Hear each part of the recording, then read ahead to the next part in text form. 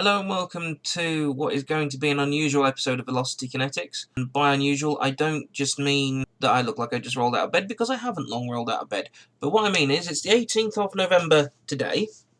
It's probably about 6 or 7 weeks since I posted about damage to my car. The damage, what was happening is, Sarah and I live in South Shields. We're going to attend her best friend's wedding down in Littlehampton, which is right down on the south coast, so practically driving the length of the United Kingdom. Or it might as well have been, to be honest. I mean, I know you can split hairs, but it was a hell of a long drive. Got up, drove down. Now, the way we went down the A1, all the way down the A1, and just kept going. Where we would normally go down the A1 and then peel off at the A14 to go to the A11 to go to Thetford to see my family, we just kept on the A1 and just kept going. But eventually we got to London, governor. We got to bloody London. Well, near London. I don't know what the hell that accent was. London, Essex. I don't bloody know. It's a very freaking weird accent, and I don't know why I keep doing it. But I seem to, governor. But we had to go around the M25, and in turn this took us across the Dartford crossing, which is a very massive crossing into London and out of London, because you've got the Dartford crossing and you've got the Dartford tunnel. Particularly if you go from Essex into London, that's quite commonly the way you would go. Weirdly, it was the first time I'd been back in Essex since the year 2000, having lived there from 1996 to 2000. But when I was crossing the Dartford crossing, it's all speed restricted, which is fine. I was more nervous at the fact I was driving somewhere that I didn't know, where a lot of people do know, if that makes sense. As in, I've never driven around there. The roads were ridiculously wide, and then doing this weird thing where the lanes would suddenly be fine, and suddenly they'd need for somewhere else, and then suddenly you'd have to move, and then suddenly it would turn out that you didn't need to move because that lane stayed in existence, and it was just quite stressful. But as we were driving along there was a piece of plastic blow off a lorry. Well, I assume it was plastic. It was very big. I'd say it would have been at least the size of work benefits. It was at least the size of a piece of A4, probably more like the size of a piece of A3. I had nowhere to go. I was sandwiched in between two lorries, but then again, I think it was 40 miles an hour around there. Certainly it's no more than 50. I think it's about 40. Even if I had a way to go away, I couldn't really, because it's 40 miles an hour, and, you know, sandwiched between two lorries, there's not a lot I could do. I had no choice but to drive through the plastic, and the noise it made, sometimes like a lot of things with cars that don't turn out to be hardly anything. I drove through it, I thought I'd shattered the headlamp. It was awful, the amount of noise it made. Sarah was quite worried as well, because it's like, not just have we spent a lot of money to go to her friend's wedding and getting a nice dress for her, a new shirt for me, and so on and so forth. That would have just been another expense we could not have dealt with if there had been real damage to the car. We got to the hotel where we were staying. When I looked at the damage, it's actually not a lot of damage, but it's gone down to the plastic or whatever it's made of underneath. I'm relieved that's all it was, because I was worried I'd shattered the headlamp. I was worried there were gouges everywhere. I was actually worried that I'd possibly gotten another puncture as well, because I hadn't long just dealt with the 90 quid expenditure of a puncture, if I'm remembering things in the right order. It was just annoying. It was one of those things like, the car's just been serviced the day before. It's like, oh, for fuck's sake. So what makes this episode weird is because I'm recording this bit now. Normally I would sort of record the intro and then go do what I was going to go do. The reason why I can't go do what I'm going to go do is it's been very wet and very cold so far this winter in the UK, and I'm not going outside at the moment to sit in a puddle to do this repair. It's not urgent. It's just a purely cosmetic thing. If I do decide to change my car, I will have to do it. And I'm not planning on changing my car anytime soon, but given that it hasn't got 10,000 miles on it yet, and the agreement is 10,000 miles per year, and I've had the car 13 months, I reckon by the time March rolls around, I won't even have 12,000 on the car, when they'd be expecting to have about 15,000 on it, because it's 10,000 a year as part of the PCP agreement. And if you're not sure what I mean by PCP, go back and watch the car buying terminology video. And you see what I mean from there. It's not really an urgent repair. It doesn't really need anything too urgent doing. But I'm going to tidy up, like I said, because if I do decide to replace my car, I'd want to get the maximum value, as would anyone when they go to replace the car. New, used, scrapping, you want the maximum value. So, what I bought, now, someone on the post I put on the Velocity Kinetics Facebook page recommended this. I think it might have been Chris Dodds who made the recommendation. And if it was, I believe it was Chris Dodds who made the recommendation. Follow his page, Imageair. He was the guy who did the background imaging, and Imageair with the company did the background imaging for the Importance of Air video. So, anyway, just acknowledge who made the recommendation. What I bought is, don't know how well you can see it on this webcam, Superior White paint I bought off eBay for about £5 including delivery. Actually, it reminds me I need to leave the feedback for that person. So I've got this, and I'm basically going to borrow some of Sarah's cotton buds, and I'm basically going to just gently dab it on and fill the hole up. Not fill the hole up, sorry, just paint it over. And quite literally that's what I'm going to do. There's also a little bit of a gouge on the bottom of the door, or at least I believe it's there. Suzuki have not commented on it when it's been in for its 2000 checkup and its service, but I'm just going to run a little bit along the underside of the passenger door as well, because the day I proposed to Sarah when we went, just to highlight how much of a sapping romantic I can sometimes be. Well, it's not romantic. Proposal on South Shields Beach, really. You'd do that in Paris or Bahamas or somewhere like that, but you know. Anyway, I had not long had the car. Went down to the seafront because I just said, why don't we go for a walk, because I'd been signed off work at the time and I was just trying to feel a bit better in general. And where we went to go and park, I don't know whether it's just because it's high curbs or because we're both quite heavy. There's no two ways around it. We're both quite heavy. Where the car was running a lot lower than I'd bargained on. She scraped the door on the underside on the pavement. It made a horrible scratching noise.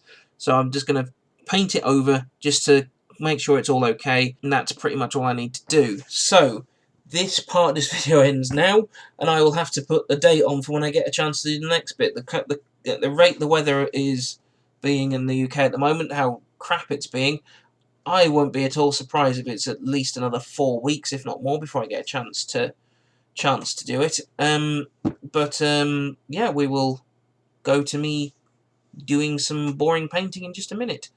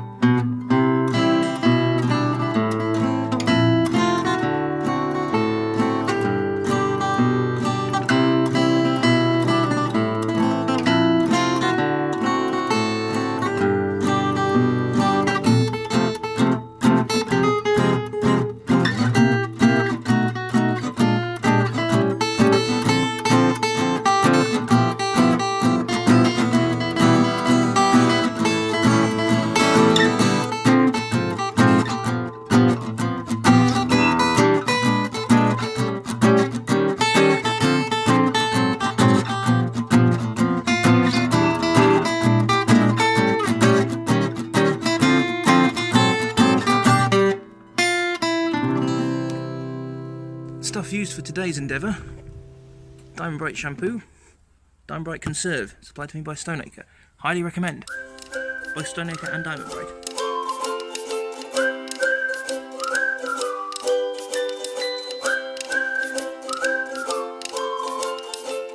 The Conserve wash is just like a wash on polish. You do not put it on your glass and you do not put it on your wheels.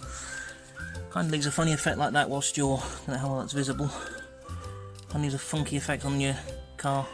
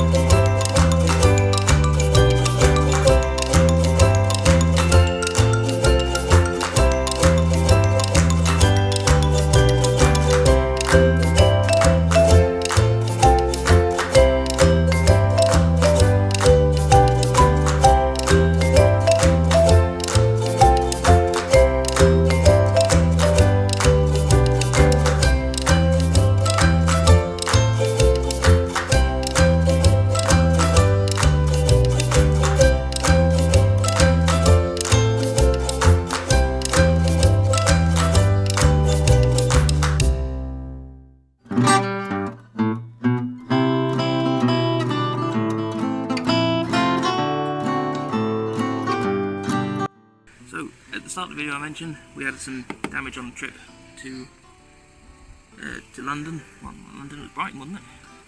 Near Brighton. Near enough. Near enough. Littlehampton, that was it, Yeah. Littlehampton. On the Dartford crossing, wasn't it? Just before the Dartford crossing. As mentioned at the start of the video, I don't know how long ago I recorded that video, I'll put some maths in here somewhere. Must be nearly 9 weeks ago I recorded the intro. Hit a massive piece of plastic. We thought was... we thought it was massive. Well, it was massive. But when we thought with the noise it made and how much it sort of crashed up here, we thought we'd shattered the headlight. But that's a little bit of damage that we got there. It did go on the page a little while ago. As mentioned, Chris Dodds from Image Air recommended going on eBay and getting some of this. It's white Suzuki paint from a shop on eBay. It's got a little bit like a... Oh, it's like a nail polish. Little nail polish thing. It's a bit like Tipex. Just patch it in. I wish I could do a Bob Ross impression. And what we're going to do, take this little brush. Not going to be the best of patch-up works because Mrs. Livingston is watching. And if my friend Mikey's watching, he'll be having a heart attack because he used to do this professionally.